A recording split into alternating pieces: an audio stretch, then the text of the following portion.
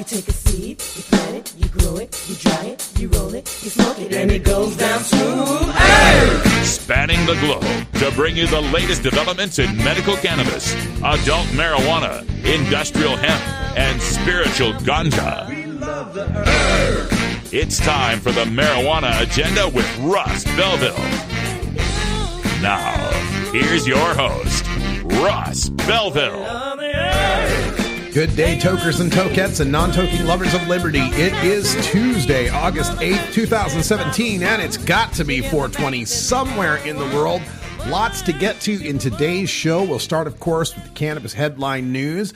We've also got our Cannabis Minority Report segment today. Earlier, I spoke with Larry Smith, who's the first licensed African-American medical marijuana cultivator in Clark County, Nevada. We'll talk to him about minority inclusion in cannabis business and how the rollout for recreational marijuana is going in Las Vegas. Also on the program today, there was an appearance by the Riddler to my Batman, Patrick J. Kennedy, the co-founder of Project Sam. He appeared on MSNBC yesterday and was asked point blank about marijuana's role in reducing the opiate crisis. You know, Kennedy's a part of Trump's opiate commission, which has just recently ignored over 8,000 comments of people talking about how cannabis could help the opiate crisis. We'll get Kennedy's answers. We got the audio coming up in a special Reefer Madness Debunked segment. And then at the end of the show, I'll have time for a radical rant where I show you two cases coming out of Bakersfield, California this summer. One involving cops selling weed, the other one involving a citizen selling weed. Try and guess which of those two got a slap on the wrist. That's all coming up on today's show. And before we get to the news, real quick, I wanted to address a couple of things. Donald Trump was out there today speaking about this opiate crisis, and as part of his remarks, he said, if they don't start, they won't have a problem. If they do start, it's awfully tough to get off. So if we can keep them from going on, and maybe by talking to youth and telling them, no good, really bad for you in every way, but if they don't start, it'll never be a problem. President Trump exhibiting the Mr. Mackey drugs are bad, for solving the opiate crisis. But as he discussed that, he also said that we're being very, very strong on our southern border, and I would say the likes of which this country certainly has never seen that kind of strength. It wasn't just a few tweets later that he was issuing a threat to North Korea, saying if they don't stop their tests and their threats, they will be met with fire, fury, and frankly, the power, the likes of which this world has never seen. This is your Cannabis Headline News. Brought to you by MarijuanaMoment.net, the complete source for all your marijuana news in one morning newsletter from Marijuana Majority Founder Tom Angel. Subscribe today for free at MarijuanaMoment.net. This is your Cannabis Headline News for Tuesday, August 8th, 2017. I'm Russ Belville. Neil deGrasse Tyson, one of the world's most famous scientists, just came out in favor of legalizing marijuana. Quote, if you really analyze it relative to other things that are legal, there's no reason for it to ever have been made illegal in the system of laws, end quote, the astrophysicist said on Monday. Continuing, quote, alcohol is legal and it can mess you up way more than smoking a few J's, end quote. Tyson was responding to a Facebook Live question submitted by MassRoots reporter Tom Angel about whether he agrees on cannabis policy with the late cosmologist Carl Sagan, who created the classic Cosmos TV series that Neil deGrasse Tyson recently hosted a reboot of. Sagan, a well-known marijuana enthusiast, once gave a tour of Cornell University where he taught to Tyson. While Tyson didn't end up enrolling there, Sagan became somewhat of a mentor during the course of his career. Virginia Lieutenant Governor Ralph Northam, the Democratic gubernatorial nominee, sent a letter to the State Crime Commission calling for marijuana decriminalization, writing, quote, while we have made some progress reforming our criminal justice system, Virginia's marijuana enforcement and sentencing laws remain costly and disproportionately harmful to communities of color. Virginia spends $67 million on marijuana enforcement, enough to open up another 13,000 pre-K spots for children. African Americans are nearly 3 times as likely to get arrested for simple possession of marijuana, and sentencing guidelines that include jail time can all too often begin a dangerous cycle of recidivism. I have called for the decriminalization of small amounts of marijuana, and I urge this commission to consider the positive impact reforming our marijuana enforcement would have on the Commonwealth." End quote.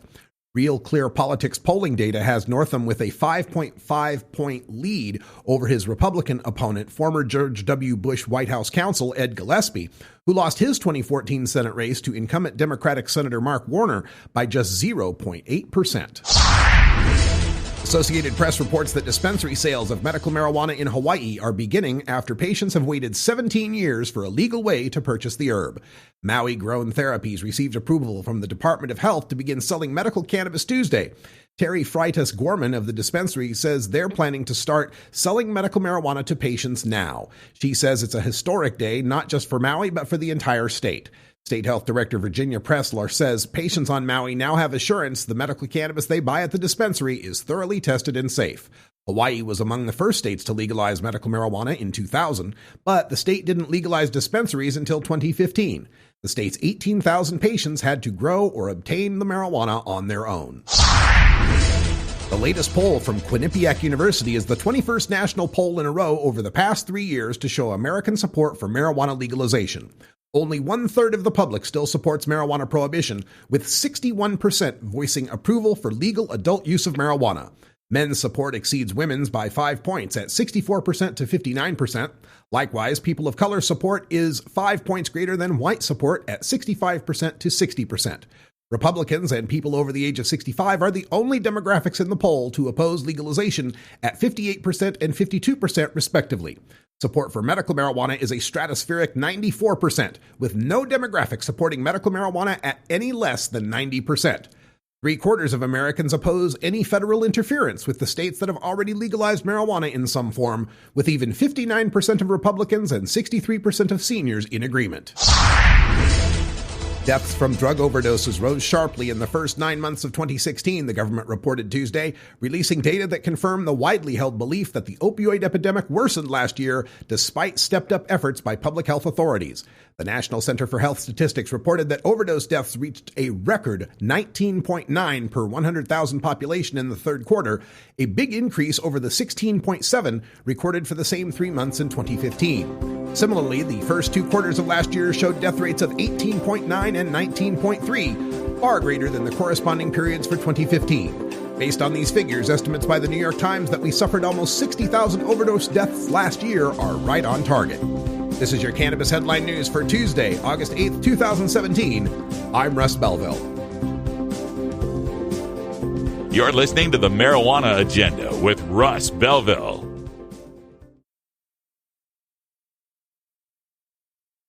Looking for the 420 friendliest way to visit beautiful legal Potland, Oregon? I'm Lori Duckworth, inviting you to come stay with us at Delta 9 House and Studios. You get your own private room with queen bed and access to our high-speed Wi-Fi, premium entertainment system, and more. We'll even cook you breakfast. Look us up on Facebook at Delta 9 House. That's facebook.com/Delta9House.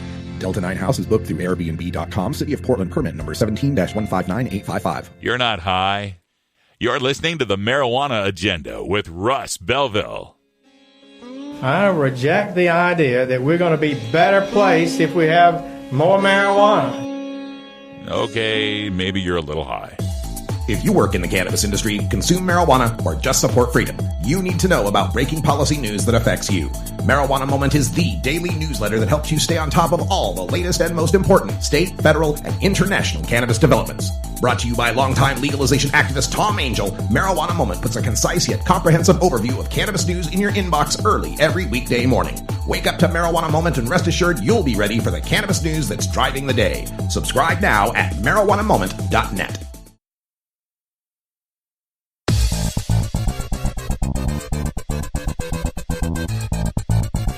This is the Cannabis Minority Report. The war on drugs has been called the new Jim Crow, for how it disproportionately polices and incarcerates people of color. As marijuana legalization proceeds, institutional barriers still prevent minorities from fully participating in the new industry. Today, we take a deeper look at these issues in the Cannabis Minority Report. Welcome, everyone, to another edition of the Cannabis Minority Report. I'm Russ Belville, and joining us today on the report, we're speaking with Larry Smith, who's an entrepreneur in the Las Vegas area. And Larry, welcome to the program. Thank you for having me. Good morning. How are you? I'm doing great. Now, according to the information that I was given, you are currently the Chief Executive Officer of G5 Cultivation, which is noted as the first ever African-American licensed medical marijuana cultivation farm in Clark County, which is, of course, the county there for Las Vegas. When did you get started in this? Well, the process actually started about 3 years ago when Clark County announced that they would be formulating, getting ready to start the medical marijuana program. As you know, Vegas started a while ago, probably about 12 years ago, 10 years ago, and they just kind of sat on it. And then they finally started the process of getting everything going. And so about 3 years ago, and for us, we built our own, we actually built our own facility. So it's taken us a little bit longer, but we're up and running and we're good to go. We've read all sorts of accounts of other states that have medical or legalized marijuana that present difficulties for African Americans and other minorities trying to get involved. Laws that prevent people with previous convictions, for example, from getting licenses, or license fees that are so high that few African Americans have the wealth to get involved in this. Did you find that to be the case in Nevada with your applications and your attempts to get involved?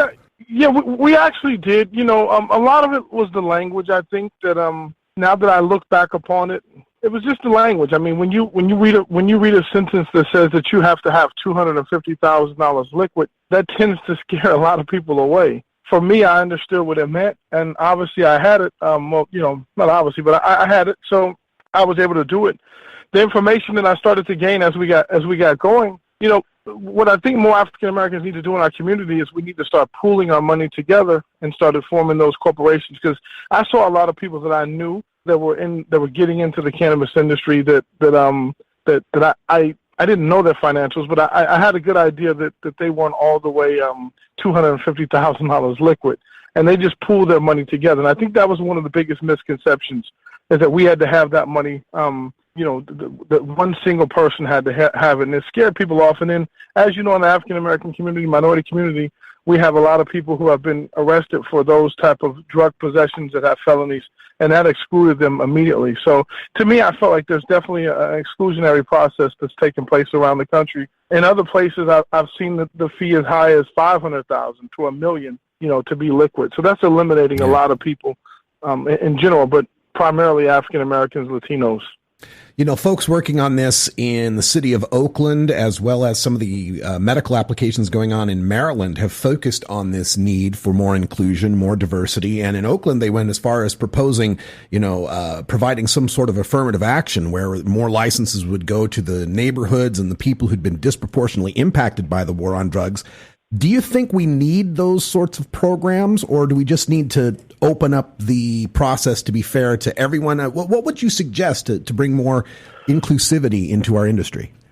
Well, you know, listen, this is America, and I feel like it should have been open to everyone, you know, but, you know, there's such a fear of the cartels, and they give you all these things, but, you know, this is America, you know, and there's a lot of things that are taking place that I definitely don't think are cool, that you know, these backdoor deals that are done, and these certain groups. You know, I had a guy who told me the other day they were going to open it up in Vegas, and he was really concerned. And you know, to me, you know, look at, you know, coming from, you know, the background of the area I grew up in, you know, we call it hustling on a crowded block. And this is the one thing that they definitely don't want. They don't want to open it up to everyone, because a lot of people are putting millions and millions of dollars into these businesses. That definitely won't happen. You know, but listen, it's America. I feel like everyone should have been able to partake in this. I don't think cannabis is one of those drugs that's, you know, it's baffling to see that it's on the Schedule 1, you know, along with heroin and other things. And I don't see it being that drug, you know, and I feel like it helps a lot of people. And I don't know, it's weird how they've kind of scheduled this thing. You know, there's a lot of fear in the industry, a lot of unknowns, and you know, I will commend Vegas for taking the time to try to put things in and try to look at other places. You know, as far as the diversity, we just got to figure that out as a community ourselves. Now, on your in your efforts there, I also noticed that it's not just G5 cultivation that you're working with, but you're expanding into other areas. Can you tell our listeners a little bit more about your endeavors? So G5 is a brand, and what we've done is we don't want to just be in Vegas. We understand that Vegas will be a great hub for us. Vegas has over 45 million visitors that come through Las Vegas in within a year's period. So we want to be able to expand and go other places, and we want to be able to help other minority communities get up and going in those places. Like we have the information, all the infrastructure. So we want to be able to take G5. We've been contacted by the Virgin Islands, Puerto Rico to go other places, LA to go other places, Atlanta, Detroit. So when those places come online, G5 wants to be there. It's a brand for us. It's not just for me, it wasn't just about selling cannabis, for the namesake. It's truly about helping people. And I feel like the cannabis does help a lot of people in a lot of different areas. And I really wanted to be a part of that portion. The one thing I've always said, and I've said this for years, we don't worship the money. We want to be able to make a difference in people's lives. So it's for us, it's not about making a dollar. It's truly about helping people. We want to be one of those type of companies that, listen, I have friends that have lupus, and, we have one of the ladies on our staff actually helps create caramels, and she's able to take the pain from a level 10 to maybe a level 4. And that gives me pride and joy to know that we're able to help someone in that way. I'm not saying we're going to be able to cure anything, because I never want to make those claims, but listen, if we can make G5, if we can make someone's quality of life better, then I feel like we're doing our job. I'm so glad to hear that. And being able to expose people to these aspects of cannabis, I think, is the best way of changing hearts and minds. We know through the polls that older folks still resist the legalization of cannabis, and especially when we look at older folks in minority communities, they'll believe their deacon, their church, their pastor that spread all these scare stories about marijuana and drugs. And do you find more older people are coming into your facilities and learning the truth about cannabis? Absolutely. The tide is definitely changing, and I think that the people are understanding that they've been kind of hoodwinked a little bit. I think the people are starting to understand that, hey, listen, it's just what I said. You have people that are going through arthritis, and there's things out there that can truly help. Like I said, just alleviate the pain. And I think people are starting to wake up to that, and they're understanding that, when they say this, the old adage is, when they cracked an egg and they put in the skillet, this is your brain on drugs. I feel like the tide is starting to shift a little bit, and people are understanding that, that this isn't the zombie mentality that they've kind of portrayed, and I think the older generation is definitely coming out. You'd be surprised how many older folk that we do have that come into the dispensary side and are purchasing. Are there any difficulties in the rollout of Nevada's recreational market that have you concerned, and any changes you'd like to see to make Nevada's programs, both medical and recreational, work a little better?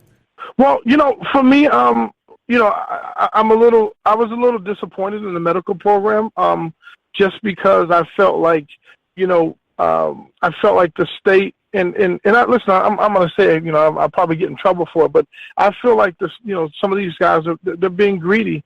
There should be a medical program all the way around the board. There should be, no recreational. I think that they created the recreational so they can collect the taxes on it.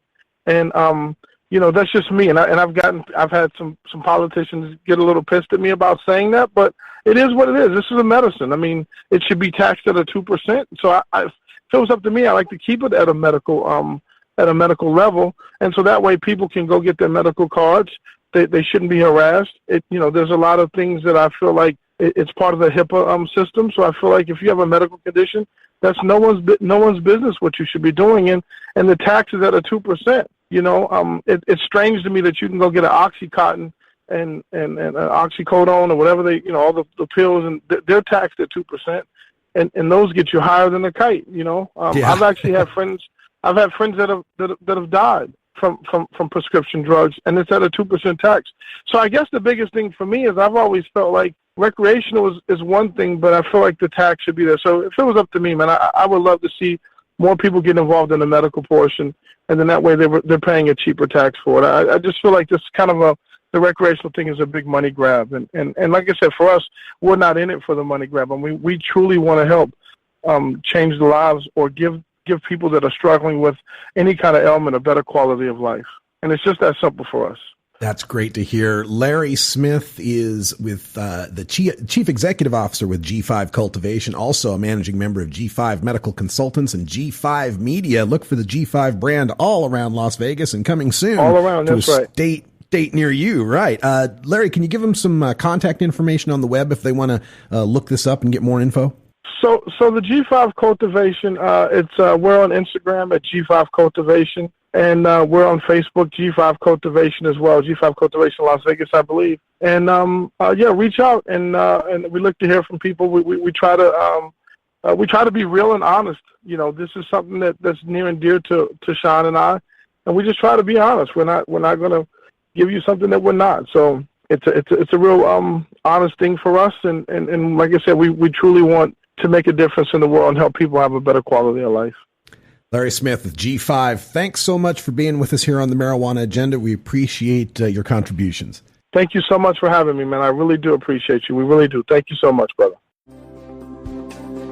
This episode was produced as part of the Marijuana Agenda with Russ Belville, the daily news and interview podcast covering the world of medical cannabis, adult marijuana, industrial hemp, and spiritual ganja. MJAgenda.com.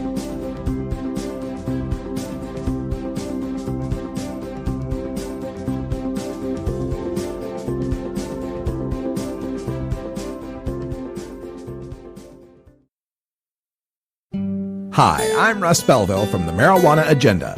If you're a cannabis brand looking to build trust and awareness within the community, consider becoming a sponsor of this program. Your message will be seen and heard by the most dedicated followers of marijuana policy reform, who are loyal and supportive of those brands that give back to the community. Just log on to mjagenda.com and click the Become a Patron button to learn how your brand can also be featured in my live nationwide appearances. Thank you for your support. You're not high. You're listening to the Marijuana Agenda with Russ Belville. We need to say, as Nancy Reagan said, just say no. Don't do it. There's no excuse for this. Okay, maybe you're a little high. The Marijuana Agenda with Russ Belville is proudly sponsored by the Marijuana Business Association. The MJBA, called by NBC News the Cannabis Chamber of Commerce, is the fastest growing business association and the fastest growing industry in America. I've been working with the MJBA for years, and I personally invite you to join the MJBA. MJBA also publishes the popular MJ Headline News on Facebook and the MJNewsNetwork.com and Marijuana Channel 1 on YouTube. Visit mjba.net for more details.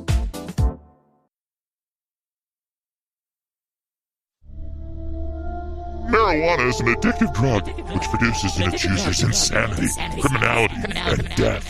Marijuana is the most violence-causing drug in the history of mankind. If the hideous monster Frankenstein came face-to-face with the monster of marijuana, he'd drop dead of fright. You know, it's not easy trying to debunk 80 years of anti-marijuana propaganda in a 1-hour podcast, but let's try. It's time for the Marijuana Agenda's Reefer Madness Debunked. Today in Reefer Madness Debunked, I turn to a piece that appeared on MSNBC where Jacob Soboroff was interviewing Patrick J. Kennedy. Now, if you followed the show for any length of time, you know that Patrick Kennedy is the co-founder, along with Kevin Sabet, of Project SAM, the alleged smart approaches to marijuana, or as I call them, Project Samuel, smart approaches to marijuana use except legalization. Kennedy and Sabet are the Riddler and the Joker to my Batman. So the Riddler appeared on TV with Jacob Soboroff, and it's important because the Riddler here, Patrick Kennedy, who, by the way, wrecked his car in 2006 high on oxycodone, and when he did so, the Washington, D.C. police gave him a ride home. Yeah, gave him a ride home. He didn't have to do any jail time or anything for that. Anyway, Patrick J. Kennedy, the Riddler, is on the President Trump Opioid Crisis Commission that's chaired by Governor Chris Christie and has at least 3 or 4 other notable prohibitionists on its board. Anyway, Kennedy was on MSNBC to discuss the opioid crisis when Jacob Soboroff asks a very salient question. Some studies have shown that medical marijuana could aid the crisis. UC San Diego published this in April. They said it appeared in the journal Drug and Alcohol Dependence. They found that just legalizing medical marijuana correlated with a 23% drop in hospitalizations related to the opioid abuse or overdose. The commission's report, however, makes no mention of medical marijuana. I know that you personally opposed the legalization efforts. There were 7,800 comments that went ignored ultimately in this report on the online website, and the other comments that were submitted to the commission. How come? All right, that's a very salient question. These studies showing almost a quarter of the people, a quarter reduction in the people that die of opiate overdose. And since the subject is the opiate crisis, and we are talking to Patrick Kennedy, who's a commissioner on that opiate crisis commission, this is an important point, especially since this commission was soliciting comments from the public on the opioid crisis. What should we do? What are your ideas? Over 8,000 comments were submitted through NORML and through Marijuana Majority saying, hey, take a look at this science here. Look over here. So many people, fewer people die of opiate overdoses. So many fewer people admit themselves for rehab. So many fewer people that die in auto crashes are found to have opiates in their system. The Medicare Part D insurers, the doctors that are prescribing pills are prescribing 1,826 fewer pills per patient per year when they have access to medical cannabis. Hey, look at this science. They ignored those 8,000 comments because Patrick Kennedy and the rest of the rehabbers on this opiate commission and these anti-marijuana Project SAM groups, this is their kryptonite. The opiate crisis is their kryptonite. You can't get people really worked up and scared about people smoking marijuana when you got 60,000 people dying of opiate overdoses, 60,000 people that were losing. More people in 2016 than passed away during the entirety of the Vietnam War. This is their kryptonite. They can't stand this. And any notion, this science coming out that shows access to medical cannabis as an alternative or a complement to your opiate use can lead to saving people's lives. They can't come to admit that. They can't admit that. So Patrick Kennedy, knowing he's in an MSNBC segment on cable TV, knowing that they're about 6 to 8 minutes long and he's got another 2 minutes to fill, begins the old filibuster. Well, first of all, I mean, we have a crisis, as I said, in mental illness and addiction in this country. We love our addictions in America. I just don't think adding more gasoline to the fire by adding a new addictive substance. Adding more gasoline to the fire. We're talking about pouring water on the fire, Kennedy. We're talking about taking something that has been shown to correlate with putting the fire out. This is as old, well, let's not add a third legal drug. Let's not add another choice on the menu, as if 30 million people aren't already using marijuana. As if it's some mysterious drug that was just discovered in the bowels of the rainforest that nobody'd ever seen before, and we got to make sure that nobody knows about it or ever gets out. Hey, that day has passed. That was Harry J. Anslinger's day when he was talking about 100,000 total marijuana smokers. Not now when there's 30 million of us.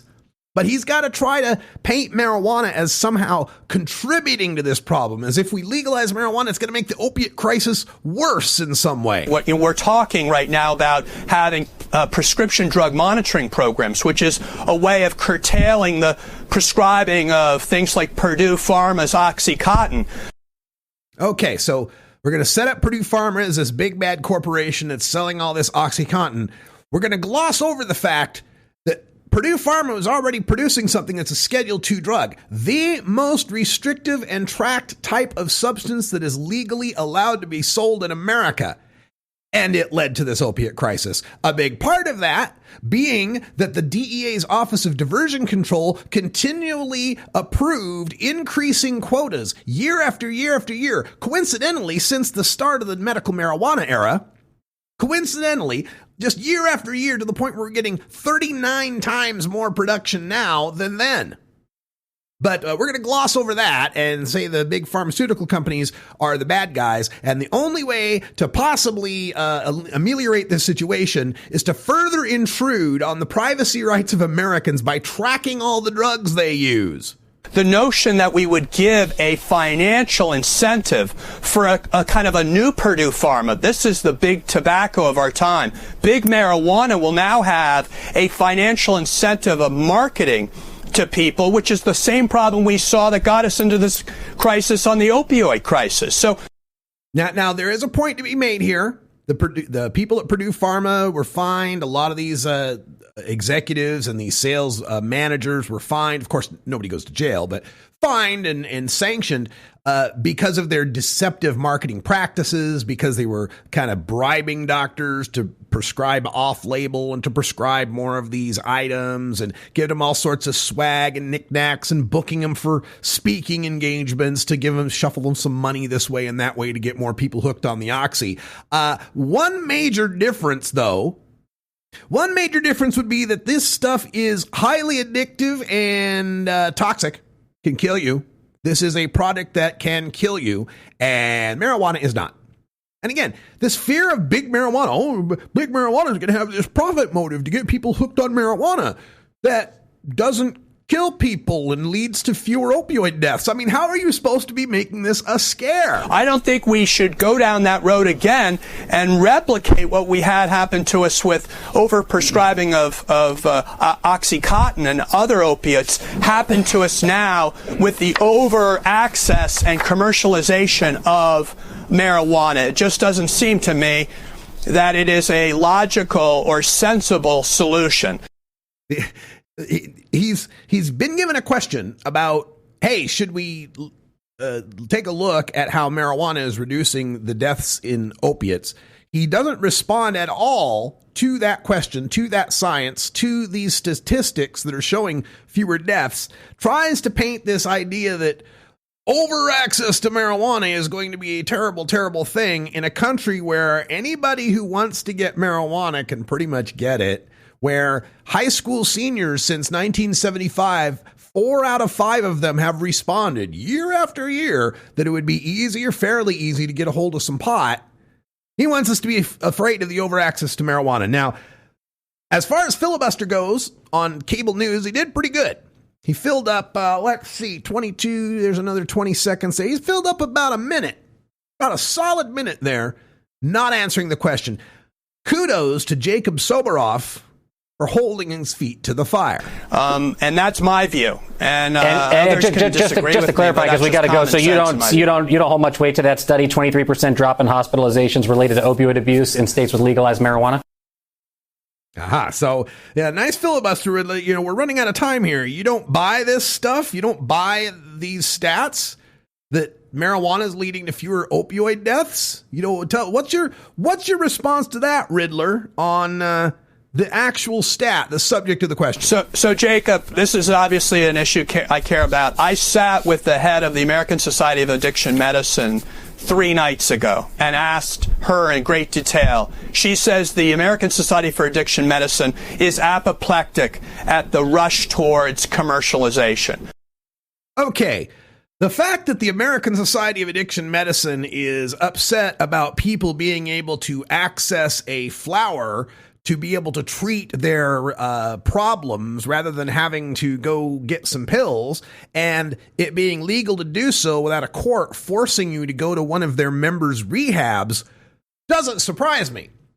But again, Riddler, the point was not what does ASAM think about marijuana legalization? It was, what do you think about these studies showing a 23% reduction in deaths thanks to marijuana legalization? I think we all need to reform the criminal justice system, but you don't reform the criminal justice system by allowing a new for-profit industry to sell to the most vulnerable people in our society, and those people are the ones suffering from anxiety disorders, panic attacks, suffering from addiction. He just has to retreat back to the talking point that, oh my God, we can't have a big tobacco 2.0 when the studies in question have to do with medical marijuana access. Medical marijuana access is what's leading to this 23% reduction. So he can't argue that because, as I told you in the news, the polls are showing there is no demographic, none in the latest Quinnipiac poll, no demographic that's below 90% in their support for medical marijuana. None. Overall support, 94%. So he's got to get away from it being a medical marijuana question that could help people in the opiate crisis and jump back into the talking point of big marijuana, addictive industry, blah, blah, blah, in the same conversation where we're discussing Purdue Pharmaceuticals, a 39 times increase in their opiate production quotas that's been allowed by the DEA, and a drug overdose crisis that's killing 60,000 more people this year than marijuana's ever killed in all of human history. I just don't think that's the solution, especially in a time where we're in such a large public health crisis of both suicide and in overdose. All right, former Congressman Patrick Kennedy, thank you for joining me, and thank you for your work on what is the worst drug crisis America has ever seen. I greatly appreciate it. Thank you, Jacob. So there you go. The Riddler, once again, filibustering and denying and just dodging the question. It's their kryptonite, folks. Hammer away at these stats that show marijuana can help reduce the opiate crisis. You're listening to the Marijuana Agenda with Russ Belville. You're not high. You're listening to the Marijuana Agenda with Russ Belville. I'm astonished to hear people suggest we can solve our heroin crisis. Have you heard this? By having more marijuana. Okay, maybe you're a little high.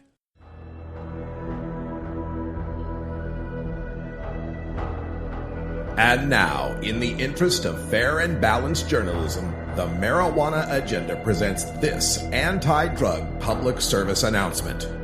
This is the life right here, man.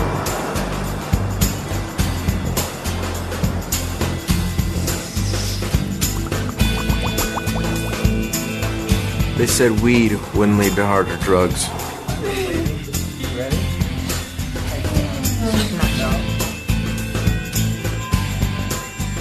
They lied. Find out the truth about weed. DrugFreeWorld.org. To combat this sort of reefer madness, listen to the Marijuana Agenda every weekday at mjagenda.com.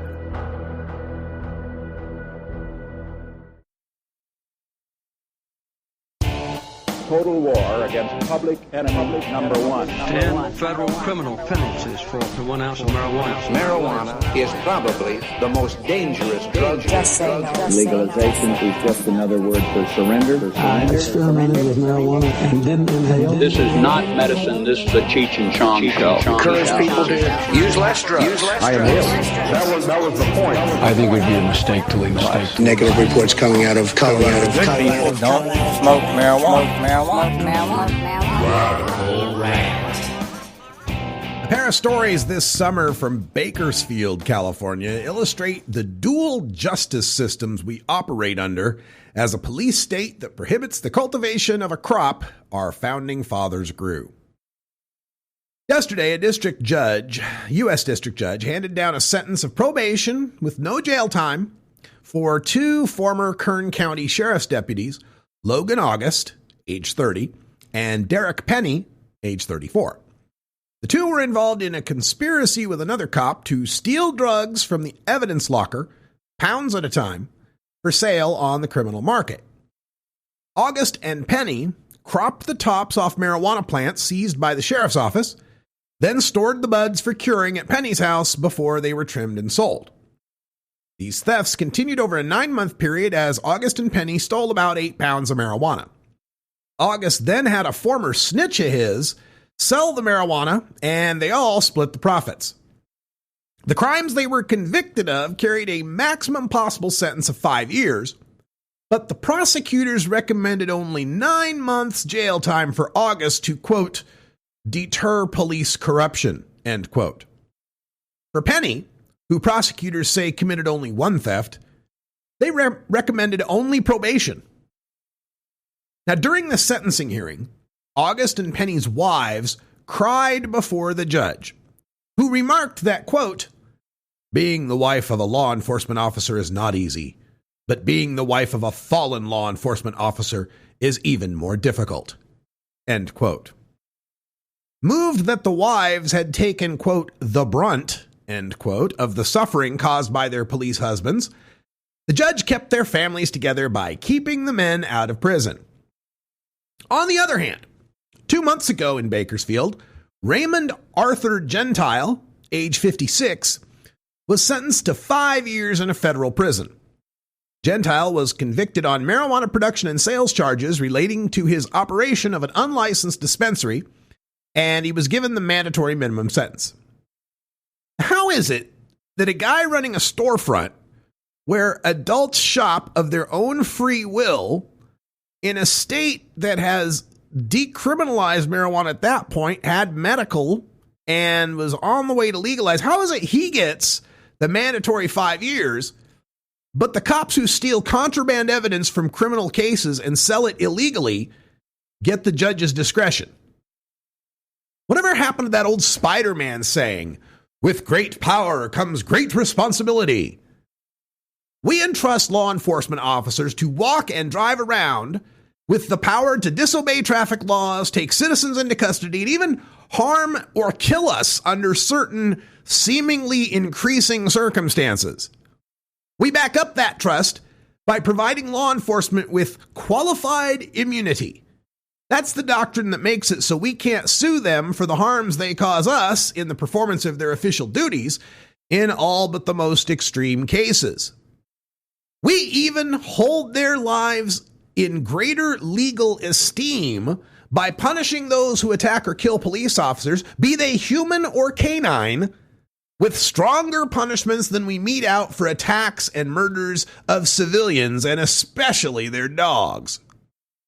But when we get a case like this one in Bakersfield, or hell, those recent cases of police corruption in Baltimore where they catch them on camera planting drugs, we see cops who get administrative leave, paid time off, who are then rarely indicted and who, if they are convicted, get a slap on the wrist compared to what citizens who commit similar crimes would receive in punishment.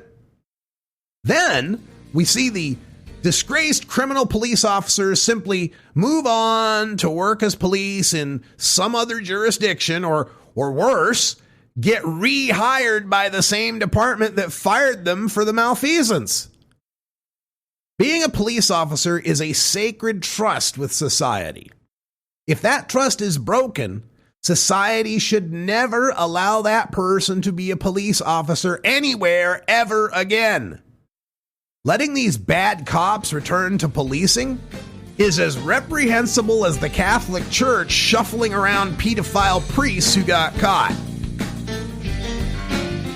All right, folks, that's all the time we've got for today. Rest in peace, Glenn Campbell. Thanks to the rest of you for joining us. Be back tomorrow with more news you can use for the cannabis community. For everyone here at Delta 9 House and Studios, I'm Radical Russ, and until next time, take care of each other, tokers. Follow MJ Agenda on Facebook, Pinterest, Instagram, YouTube, and follow MJ Agenda Show on Twitter. Learn more at mjagenda.com. You take a seed, you plant it, you grow it, you dry it, you roll it, you smoke it. You take a seed, you plant it, you grow it, you dry it, you roll it, you smoke it. You take a seed, you plant it, you